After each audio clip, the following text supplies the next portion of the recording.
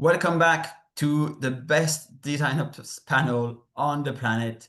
It's going to be dynamite. We're going to talk about the evolving role of design ops in different org structure in different countries. We're going to think about gathering some insights and lessons from scaling design ops, what we can learn from in-house and agency settings, how to grow design without compromising quality and creative excellence. The future of design ops. We have design ops, products ops, journey ops, AI ops now. What's going to be the future? AI, leadership, career advice, everything. This panel is sponsored by me. Today's the last day if you want to register for my design ops training course on Maven. And now let me introduce the panelists for this special European edition. Our first panelist has been scaling design operations at Meta, PwC, VML, and Saatchi. Now he's heading up design ops at Monday.com, serving a team of 80 designers and researchers. He joined there to set up the practice of design ops. Outside of work, he's digging in the crates. He loves the Arsenal and he loves to chill in his Beamer with his wife and 2 kids, all the way from Bristol, England. Baby, it's Tom. It's Tom Rohr. How are you, Tom? That was amazing. You're in the wrong profession, I think. Hello, everyone. Lovely to be here. And yeah, amazing to be among two amazing people in Heidi and Diego. And thank you, Lawrence, for inviting me. Looking Are you forward to saying I'm some. not amazing? Thanks for You that. are It's amazing. fine. That's It's just I fine. didn't. It's just another string to your bow. So yeah, amazing. Awesome. Glad to have you here, mate. Our second panelist, 20 years in the industry, in-house, in agencies, in gaming, NGOs, fashion retail, across branding, product design, service design, innovation management, product leadership. She's combined all these different superpowers into design operations excellence. She has set up design ops at H&M, but what is inspiring her? Seeing people succeed and shaping the future of work. Saving the world, basically. All the way from Sweden, it's Design Ops Wonder Woman, Heidi Ettanen. Hey, Heidi. Hello, everyone. Thank you. Wonderful to be here. Feel very honored. Yep. Jack of all trades, master of none. That No, would be me. no, you can't say that. There's no negative self-talk here. Can't do this. Can't do Ah, it. it depends of the interpretation. The Swiss Army knife. Swiss Army, that's good. Swiss Army knife is good. I'm thinking about MacGyver when I think about Swiss Army knife. The MacGyver design operation. Here you go. Here you go. That's the new brand. Okay, final panelist. He's been helping teams build better products faster in the past 2 decades.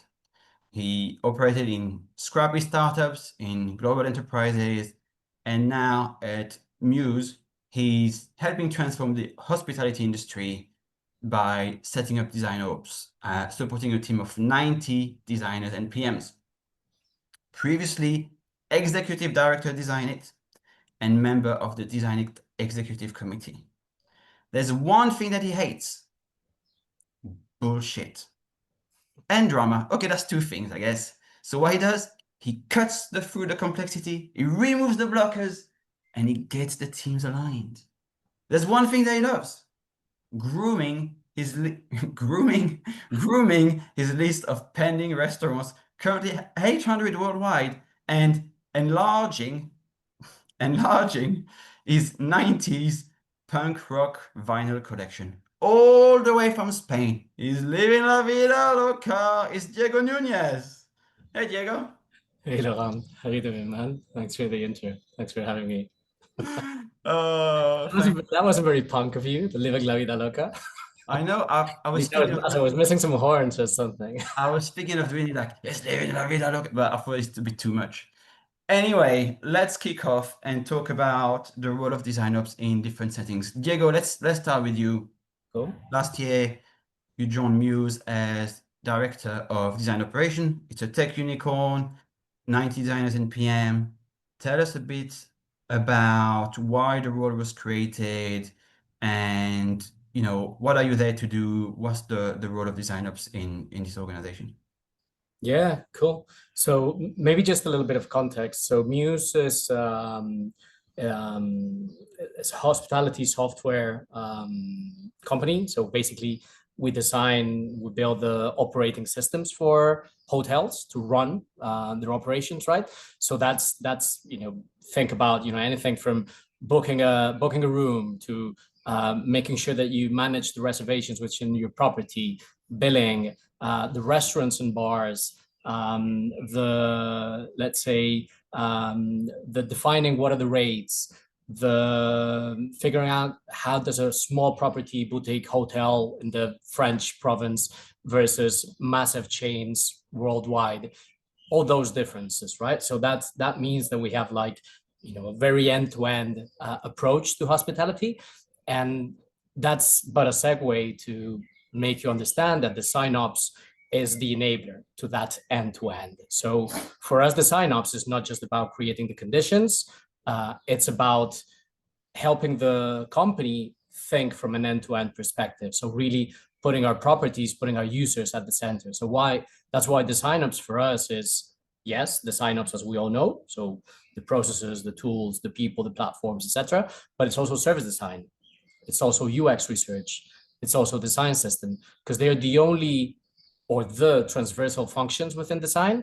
And they are the ones that need to make sure that if you are a designer sitting within the guest experience team who basically ship self-service products for guests like kiosks in your reception, or if you're sitting down the line in the back of house team, like creating business intelligence products, you operate in a similar manner and you understand everything that's happened before and after you are intervening in the hotel operation. So that's I think what makes it really exciting about design ops at Mews, that it's quite diverse, quite transversal, and it's your day-to-day, keeps you busy and never boring. So amazing.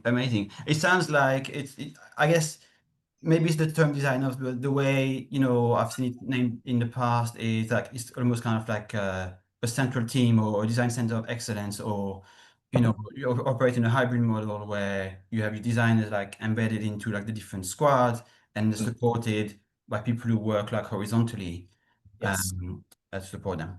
that's exactly the point. Like researchers are embedded within product teams as well, but then service designers are centralized, design system is centralized, etc. So yeah, it is kind of like a center of excellence. Awesome. Heidi, you've set up design ops teams before. What's been your experience? What's your perspective on design ops in your recent work? Yeah, so I joined H&M 4 years ago and have set up the discipline there. And I think we've played different roles along these years. But so I think like compared to maybe the other products that are sort of represented here, so H&M is like over 75 years of history, very brand-led physical product company. And then I don't know, like before I joined, but not too much longer, or before the decision to start investing on like internal tech capability came, and then a whole tech organization was brought in, and within 2 years the design part of our sort of digital deliveries grew from 14 designers to 120, and somewhere there around 100 designers, design ops was brought in. And we were really brought in the beginning for the organization, the design organization, to build and support the growth of the organization, and sort of to sense make it. We started with roles and responsibilities and so on, because it was a very new environment for any of the collaboration partners, basically. But then, I mean, anyone here from any bigger enterprises, I think everyone has faced reorganizations and changes. past years. So I think we've also played a lot of role in sort of change management around changes, organizational, translating those into design, what it means, what it not, communication, and so on. But we focused a lot inward for the design organization. And it's kind of right, like now that we're looking more outwards to like how to streamline collaboration across digital and omni product and service development, which is also part, like we've now joined a new team called product operations. So that's something we can also tap into. But yeah, that's sort of the role at H&M. And one of the sort of hardest things I just have to mention here, it depends here, of course, I think everyone is familiar with this, but when you say product operations, anyone at H&M internally obviously thinks that we're working with the garments and how we actually produce clothes, but no, that's completely. So we serve our online app and the e-commerce web, but then also we have a lot of what we call business applications, so tools that different other competencies, assortment and fashion design and so on use that we support. And Awesome. yeah. Awesome. So started as designer to support the design organization, did a lot of work on change management and, you know, helping restructures, bedding, and now combining forces with the other function to really power cross-functional teams through operations overall in product operations, not just on design. Awesome. Tom, you joined Monday.com as head of design ops a few months ago. What's the context there? How are you approaching the role? What are you there to do? It's a good question. I wish someone would tell me. I'm 2 months in. So yeah, head of design ops at Monday.com, which is everyone's favorite work management CRM dev tool, hopefully. But no, I think like right now, the sort of the priorities for me are like, it's essentially in the essence, it's like there's the macro and the micro, right? So at the moment I'm looking at like, we have a fairly mature design team. So there's a degree of like focusing on the day-to-day, I'd call, of design. How does design work? How does design operate? Like, how's the sausage made, to use a really crude metaphor, but like how is work moving through design? And then there's probably like a slightly higher level that I'm looking at, like building out the connections and the sort of conditions between how design collaborates with XFN. So similar to sort of Heidi and Diego's, you know, how do we work well with others? But then also targeting sort of like our sort of business-wide objectives and looking at OKRs, looking at wider business context of like how can design ops start to sort of influence and shape and play a part in sort of broader sort of business objectives. So yeah, right now it's been a bit of a whirlwind. Like, yeah, 2 months in, I think like there isn't like a playbook or surefire way to do it. I think every company has its own nuances, so it's always new, it's always different. I think I've spent probably the last 2 months spending a lot of time listening to a lot of different people, every stakeholder who would take the time to speak with me, and really sort of trying to understand like what's working, what's not working. I think for me, I have a really big, the way I sort of understand how to start to fix things or solve things is understand like how is the org sort of put together, like who's responsible for what. And I think again, it's just like understanding how work moves through the company. I think is really important, because then you can start to sort of highlight and pinpoint areas where you're like, oh yeah, I think we could actually really help there. So yeah, I think yeah, two and a bit months in, built out a sort of 30, 60, 90-day plan, had that validated with our like executive leadership.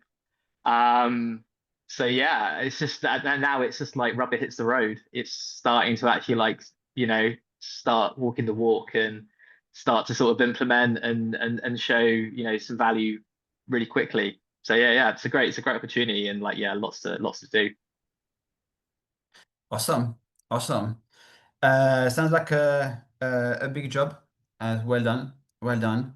Well, let's stick with you for a bit, because what's also interesting is you kind of like operating at this as head of level now, looking at the sausage moving through the sausage factory, as well as influencing like the people who actually set the factory in the first place.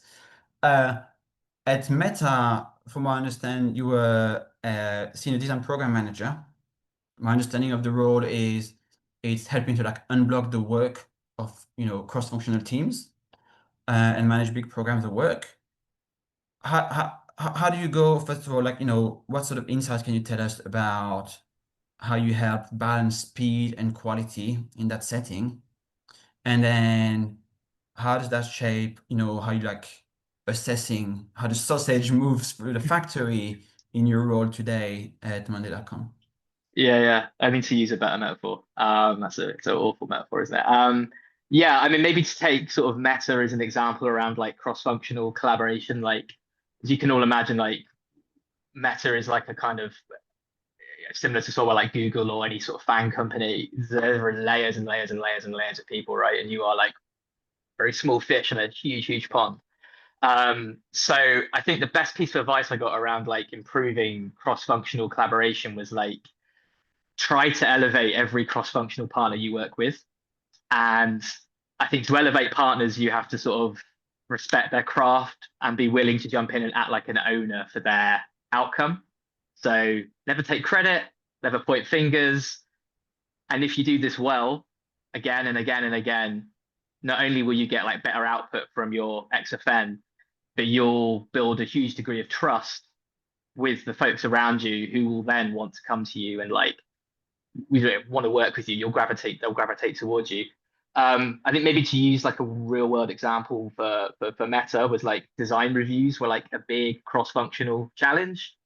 You know, I joined one team, not mentioning like products or anything, but like, you know, it was a bit of a mess, huge like misalignment between teams. Designers are really confused. They didn't know like what to bring, when, like how do we get approval on a piece of work? So I sort of spent some time pulling together like a framework of what sort of stages of work we're reviewing, the sort of feedback and decisions you can get in forums, who needs to be involved in which stages of like the process. And then we like built out a kind of like quite a nice scoring system, trying to show like work in the conception phase got a 3 out of 10. Ticket later on, it's now an 8 out of 10 because, you know, we followed that process. VPs loved it, but like instead of sort of taking credit for it, I think the thing I did was more like let my XFN take that credit and let them run with it. And then what happens is like over time, those XFN would come back and like I would get opportunities and things that maybe weren't being brought to other people because you've earned that trust and you've shown that like you're a team player and there's more than just like, you know, it's not just a Tom show. So yeah, I think I'm really trying to sort of where possible, like try and integrate that into sort of the way that we work at Monday and sort of making it feel like everyone's you know, if everyone does well, you do well. And I think that's like the kind of culture that I think you would want to see in a company. But yeah, I'd love to hear how the others are approaching it as well.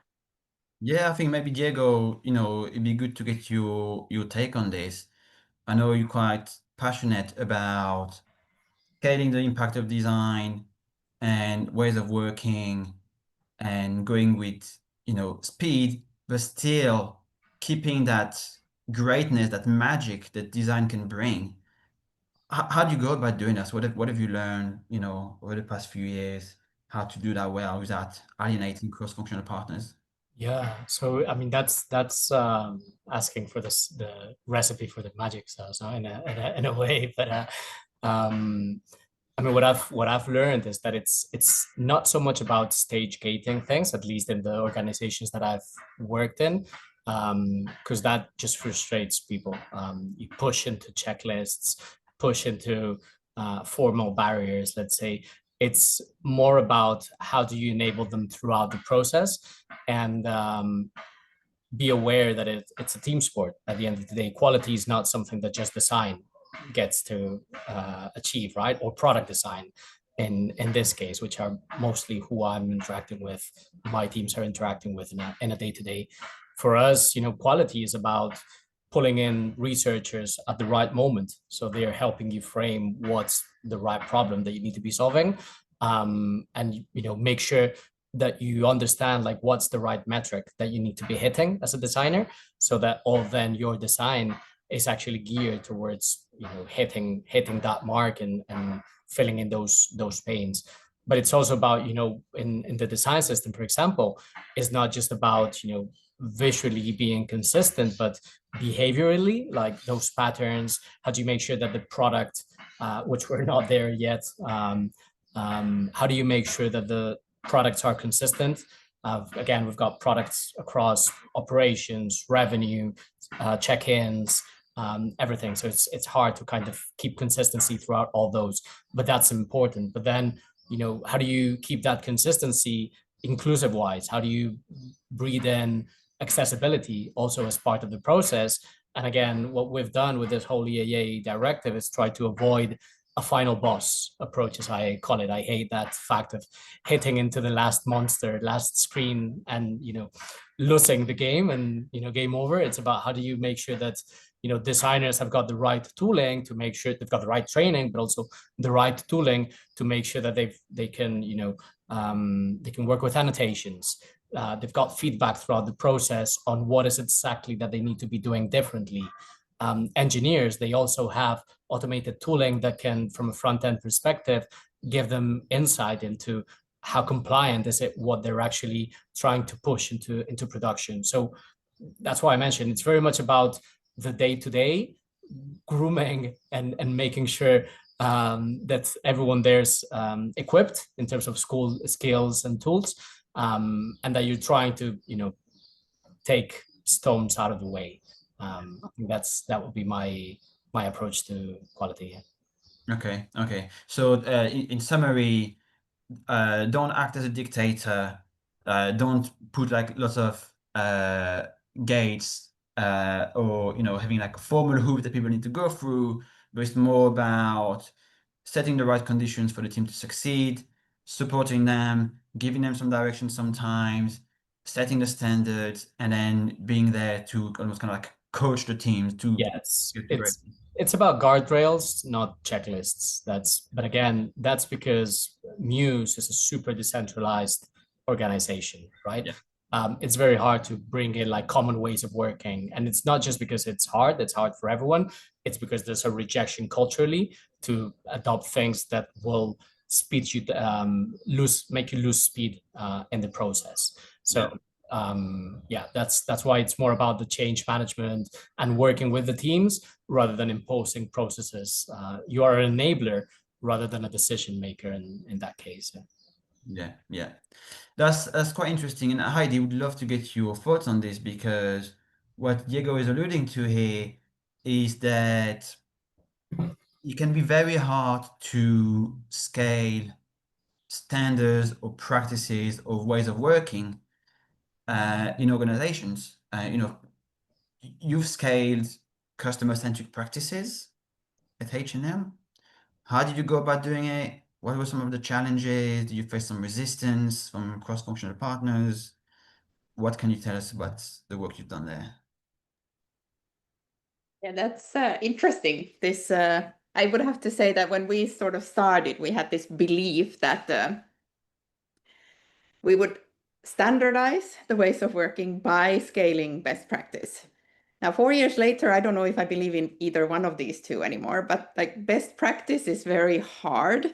You can take best industry practice somewhere, but it's like, as we all know, ops looks different in every organization. So once you take something and you're like, oh, well, this is how it's supposed to be done, it's too high level, and all of the contexts are different. They are run by different people, different conditions and different maturity states. And it's just like best practice works for a certain moment of time, but then you have to go from that into like facilitating the change within the context. Where are you in this sort of process? How much do you know? Where would you need this?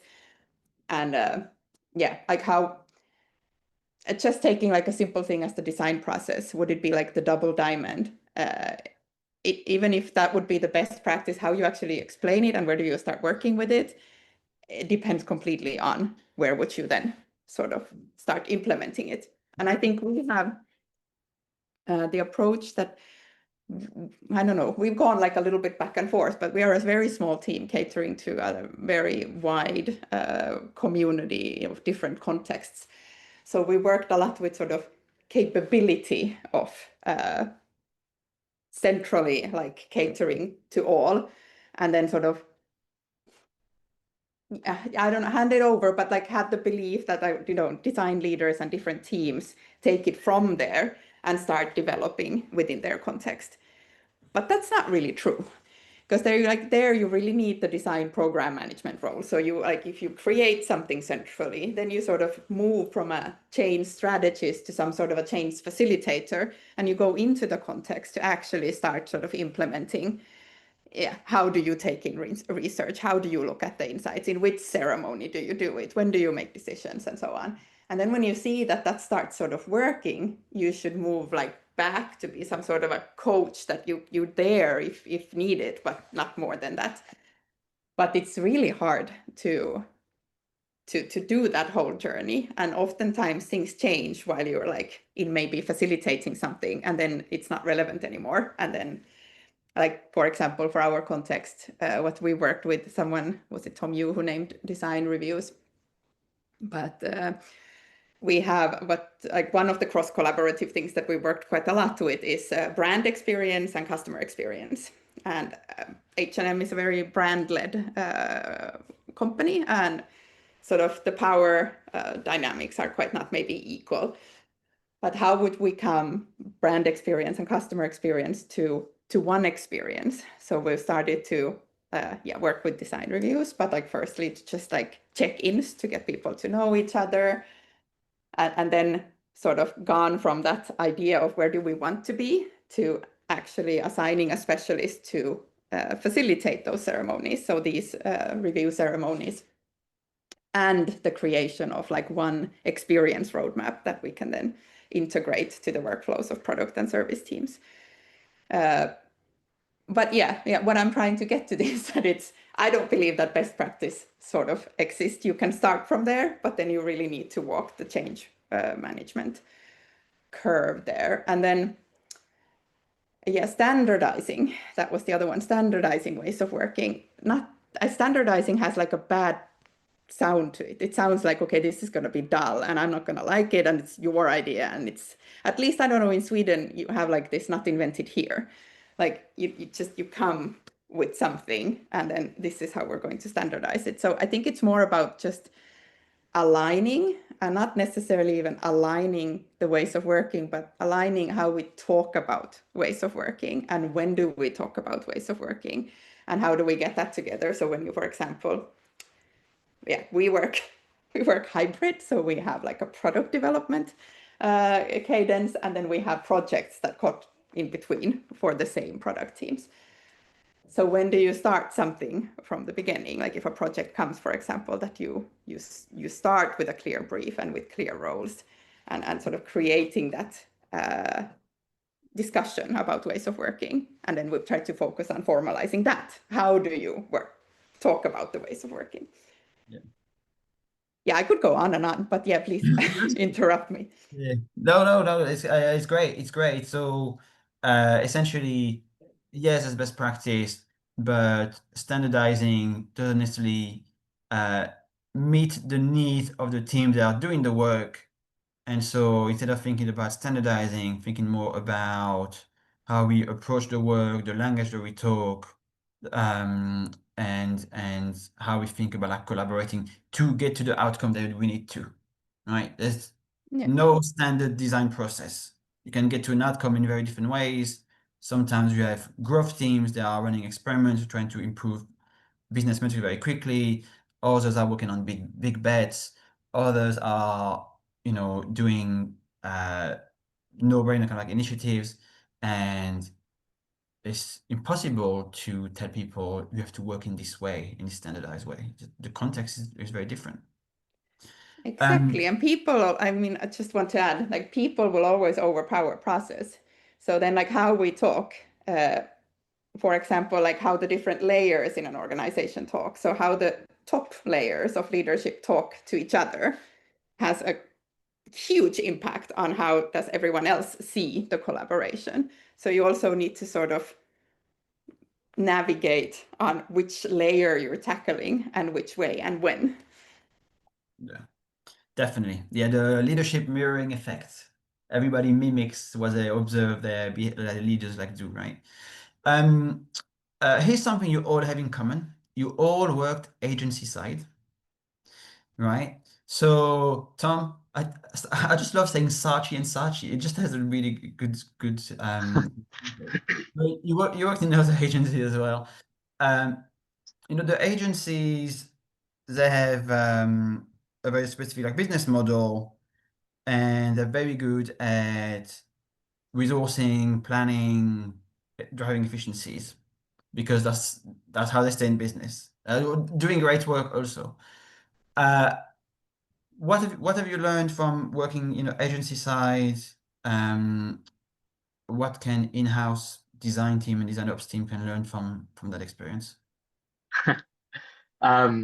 Yeah, I was I was gonna open with like being honest, because I know this is like you got some spicy takes. Like a lot of what I learned and observed at agencies, I probably wouldn't try and replicate elsewhere. I think agencies are like, in my experience anyway, are like kind of like little microcosms and they all have very different sort of internal nuances and the way they do things. And I think like, yeah, you kind of have to be a bit like water in an agency and kind of go with how, you know, the culture of how that agency works.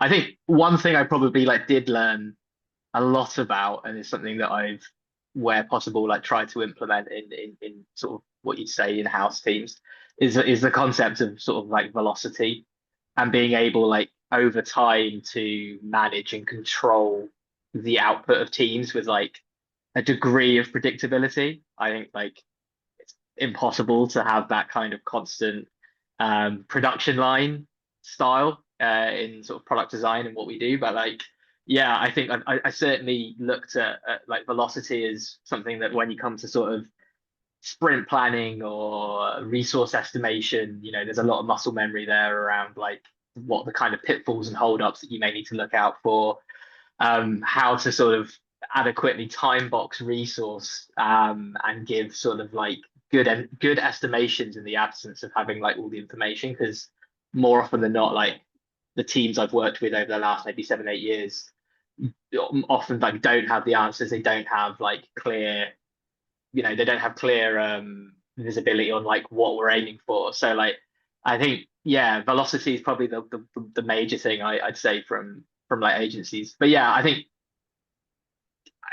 sometimes like agencies and in-house, you're kind of comparing a bit of like apples and oranges. Like there's some very different motivators in agency lands as opposed to what we would like focus on in design. You know, like budget was pretty much, when I worked at VML, like I literally knew like to the penny every spend of every project. I knew everything.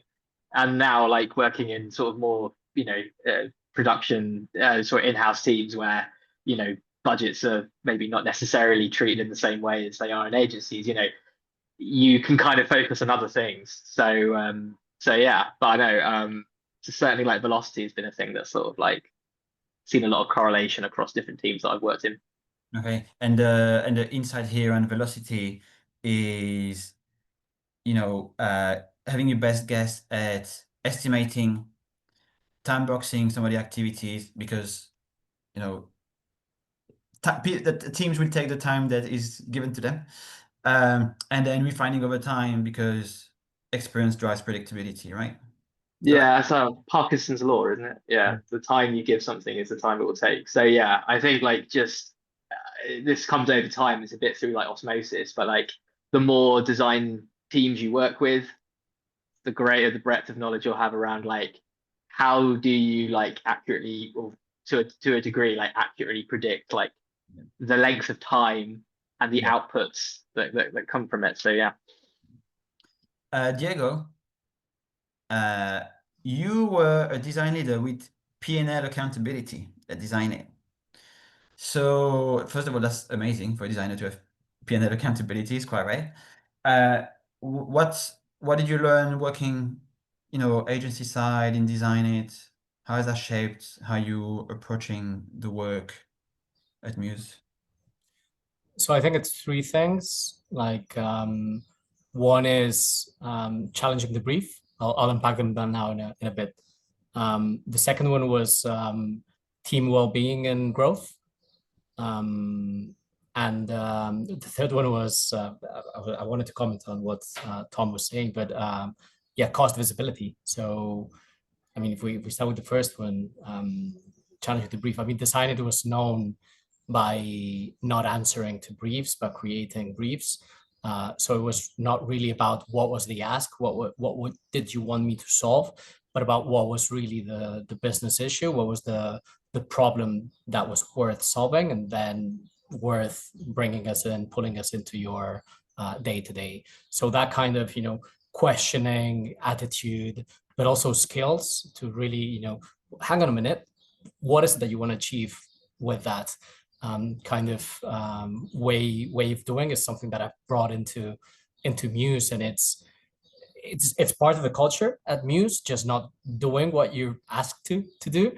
But it really startles people, at first. It's like, what you mean, why are you questioning this kind of thing? So that's one thing.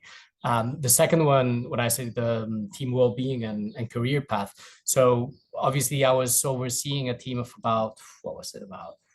At its highest, there was about 75 people between Spain, France, and Middle East.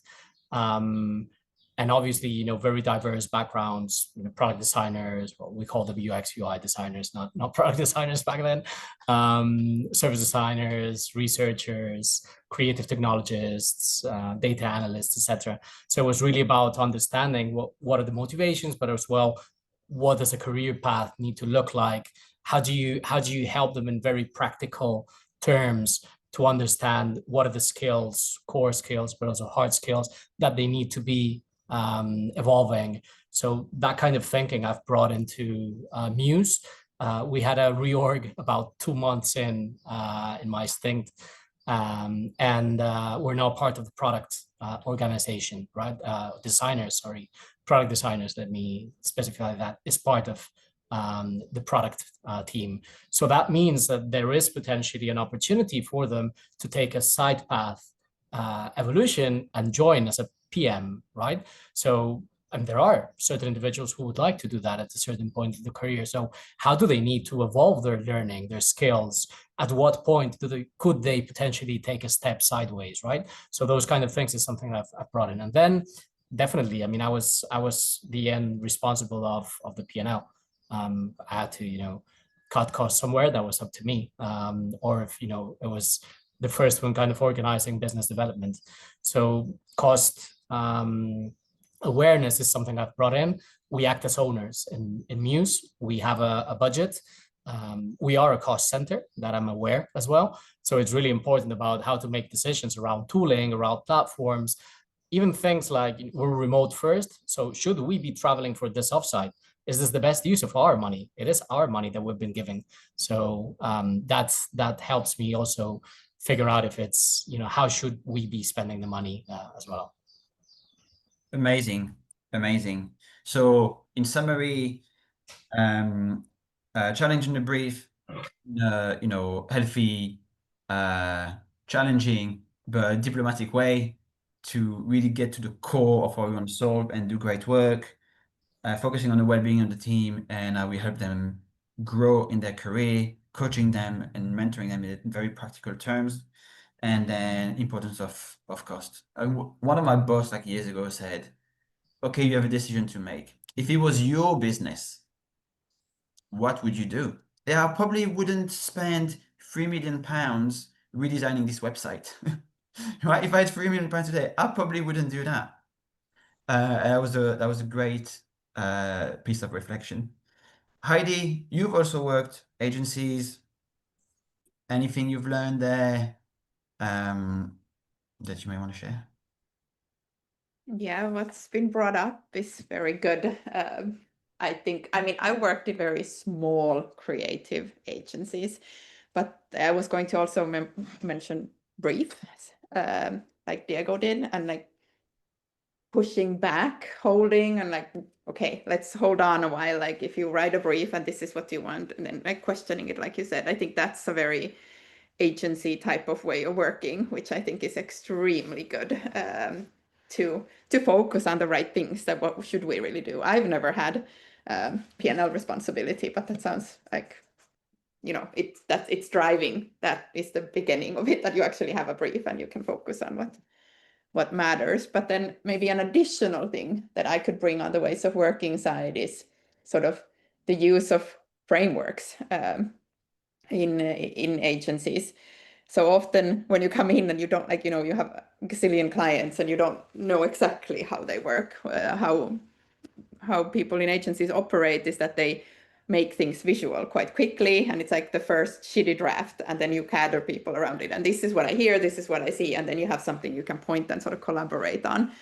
I think this is something that in-house, in bigger environments, you could learn from, because it's a lot of talking. So the moment you have something visual, you can point and sort of gather people around, makes things smoother and faster. Yeah. And then another one from frameworks that I think in agencies, I think like the selling of a project and then execution is so much closer in a way that you reuse the frameworks more naturally. When I think in like at scale in-house, the human factor of, oh, I need to do this my way, my context is different, becomes more prominent. So the basic ops, but that we want to reuse what we once created is harder. It just needs that change management. Yeah. Awesome. Great. Thank you, team, for sharing your perspective there. Let's switch it up a bit again, and we have to talk about it. We do have to talk about it. We have, you know, this is our third panel. We haven't talked about it in the first two, but we have to talk about it. Tom, let's talk about AI. Let's talk about AI. Okay. You know, it's transformational. You open LinkedIn every day, someone else is posting a, hey, say playbook, and I'll send you the playbook for my AI team who have built this 3 billion business in 48 hours, automated by smoking cigar on my sofa and reading the newspaper. The reality is that, you know, you have the almost kind of like the diffusion of innovation, and you have like the early adopters, people who are experimenting and trying new things. On the other side, you have people who haven't even started there, feeling that they're already being left behind. What are you doing with AI at Monday.com? Let's get like really practical here. What have you seen work, not work? How are you experimenting? What have you learned so far? Yeah, no, it's a great question. And yeah, I think like a big big frustration of mine is that the kind of the PR is very strong, but like the actual like output and like the tangible output, I'm just like, where is it? Like, show me, don't tell sort of thing. So I think at Monday, the big thing that we've done over the last, certainly within design, is we've put together an AI tooling pilot where we took 7 or 8 AI prototyping tools that are on the market, Lovable, Base 44, you know, there's tons, there's a plethora of them, but we divvied them up. We broke sort of teams into design teams into squads, gave them a tool each, gave them some tasks, you know, replicate a pre-existing flow that you've built in using the tool we've given you, you know, create a plugin from scratch using this prompts, you know, like giving them some ammunition to sort of like stress test the tools. This was all then laddered to a ton of like, you know, we had like surveys and feedback loops where like designers were telling us like what was easy to use, what was slow, what was intuitive, what, you know, what's the quality of the output of the tools they had. So we have like now what we have like internally is like this really good dashboard of around about, I'd say probably 10 to 12 tools where like our design teams have actually like used the tool, you know, real world, actually trying to build stuff that they would try and like integrate into like day-to-day work. So that's been really good. I think a big thing is like building literacy and like confidence I think a lot of people are just a bit don't want to be seen that they don't know about AI. So everyone's a bit like, no one wants to say that like I don't actually know. So I think just building that confidence for design has been like a really big thing. You asked me what I've seen that's working and what's not working. What I have seen some really cool stuff. I think this is where the kind of future is when you start to link like through like an MCP, you can link in theory, if you have a fairly robust design system, you can link a design system to Figma to something maybe like a coding tool like Cursor. So you have that full loop where, in theory, a designer or anybody, you can theoretically build a prototype very quickly in real code, which then is like pretty transformational. I actually think like what I've observed with AI is like actually the disruption is more around like the actual traditional sort of working model within product design. I think like from what I've observed over the last like 8-9 years, like typically like design holds the pen in that early stage of development, in sort of conception and ideation, it's a very sort of heavy design task. Whereas I think now these sort of AI tools allow PMs and Eng to prototype and think things up really quickly. And I think like the actual way of maybe how for like product design is sort of part of a design process may change a bit, but like again, everything's changing all the time. So I think that's why I see the sort of the most disruption is around like teams being able to get to like a tangible prototype much quicker, which is really, I think is in all a good thing. Yeah. And then just for my own, just for like design ops, my own actual usage. I'd be really frank, like I haven't quite found the sweet spot for it. I've used like agents with like mixed results, like when I get status reports, write me out a status report when X, Y, and Z happens. I found I sort of probably spend more time correcting the AI than I do like actually time saved. So yeah, it's getting there. Like there's elements of like automation really useful where like, if we're doing like monthly or, reporting is like a really good thing where if you're giving it sort of data, it can ingest it quite quickly and spit out what you need.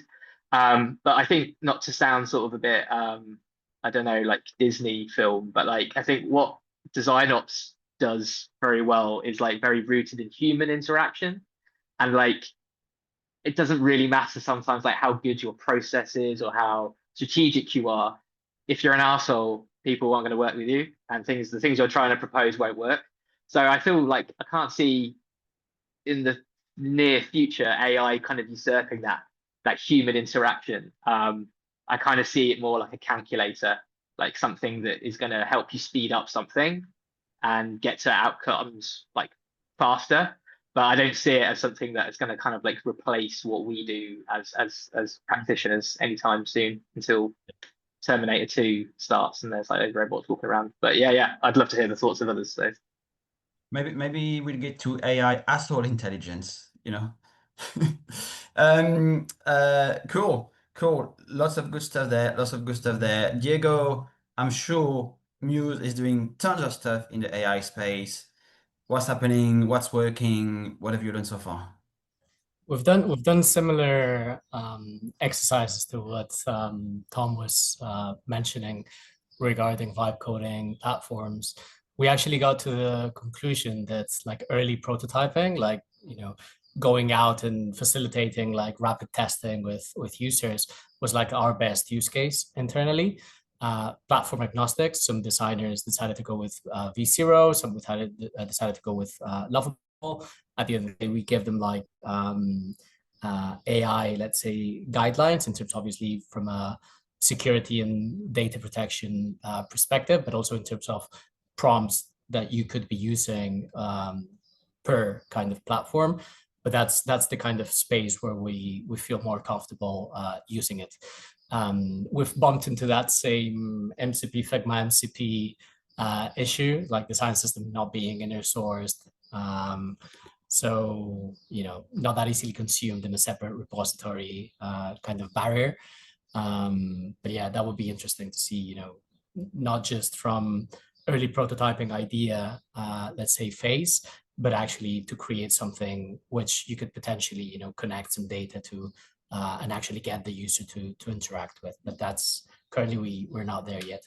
Other initiatives we've got. I mean, Mews is known for being a heavy documentation organization. So and very fragmented in terms of platform usage, right? It's an issue. Like we mostly document in Confluence, but you know, there's documentation in Figma, there's documentation in Supernova. So it's and there's insights in Dovetail, there's insights in Databricks and Gong, in various places, right? So we brought in this AI tool called Glean, which basically sits on top of all platforms, and it's brilliant. It just helps you find and like articulate what is the answer to what you're looking for by basically, you know, triangulating information from different sources. Plus, you can then build agents on top of that. So, for example, we have an internal initiative. We have a persona hub, basically from Service Design, which helps teams get to understand like what are the pains, gains, jobs to be done from their main property staff persona, so the revenue manager, the sales manager, etc. And obviously, you know, there's plenty of teams who are interacting with those personas on a day-to-day. So what Glean is doing is scraping info from plenty of platforms, from the Gong calls from our customer success teams, Dovetail synthesis from our user research team, Confluence from our go-to-market teams. So it's basically aggregating all of that insight into a one source of truth of insight. So that's working really well. How it's not working well, for example, it's research synthesis.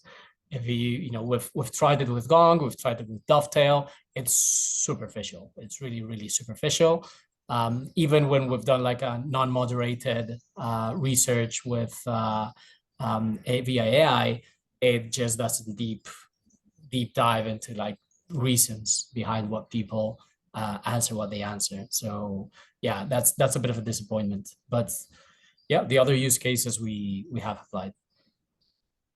Amazing. I guess my reflection on this is that you can't really outsource design intuition and decision making to AI. At some point, you have to, you know, sense things and then use some of the tools to validate that. But AI can't really sense stuff. It's an extension. It's not a substitution. You know, it can't just do what you would be doing by training. Yeah. So, Heidi, anything on AI? Well, I was going to say that, like looking. Sorry? I said I would ask you. You said you would ask me, yes. And I was going to say, and I'm going to say that, like, if we look at just what our team does, it's mostly memes, just putting it out there. But yes, of course. I mean, I think we're a lot in what Tom, you said, like building confidence, like what tools we have. We were quite restrictive as a large enterprise, what we can use, but what we can use and what are the guidelines. H&M is doing a lot of with AI. So there are different teams outside from our team who are creating those guidelines, but we sort of function as a communication funnel that this is available, these are the guidelines, and then sort of implementing when we have design day, our concepts, our quarterly meetings, and so on. That how would we integrate it? That, like, for example, this thing needs to now be done with AI, or you need to use AI to imagine this and that, and sort of different kind of prompting and stuff to just make people use, and then of course encourage all kinds of exploration. But I think just a personal opinion, something that we haven't sort of done yet, but I think we are, well, in some projects, yes. But the power of a design community and the human angle to this, like not to think or not to focus so much on what we can do with AI here and now, but focus on the future. Like, could we build scenarios? How do we want the future to look like for ways of working with AI and for the retail landscape or e-commerce and so on with AI?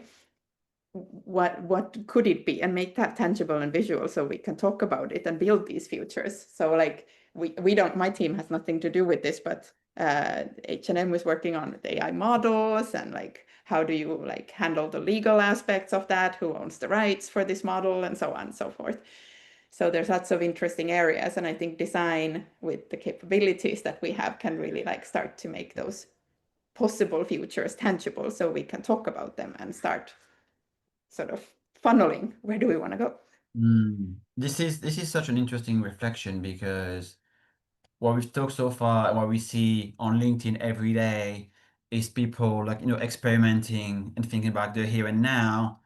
And what you're saying here is that actually, if we took a step back and try and, do a bit of like foresight, like the evolution of this technology, what does this mean for the way we're going to work in the future? And there could be different scenarios. And then let's think about the one that we would like to go for internally. Things may change, but with the way we're going to work is going to change. So let's get ahead of the game and try and do what we can instead of having something done to us. Exactly. We make the change. So we should start imagining where do we want it to go. That is the most beautiful way of concluding this panel today. The quote of the day for you, Heidi. Heidi, thank you so much for joining. Where can people reach out to you, find you, what you're up to these days? Up LinkedIn, that would be a good place. Just connect and send messages. I promise to answer back to all of them with my best possible answers. And use AI, so you can answer messages now. How about you, Tom? Yeah, ditto. Hook me up. If there's anything, bad advice you need, I'm your man. So yeah. But To make it yeah, LinkedIn's the place to be. So yeah. awesome. And Diego, same? Same. LinkedIn is the place to be, definitely, for all this professional stuff. So feel free to ping it. Awesome. Thank you so much, everyone. Thanks, Diego, Tom, and Heidi again for taking part in this panel. You can catch the previous 2 episodes on my YouTube channel.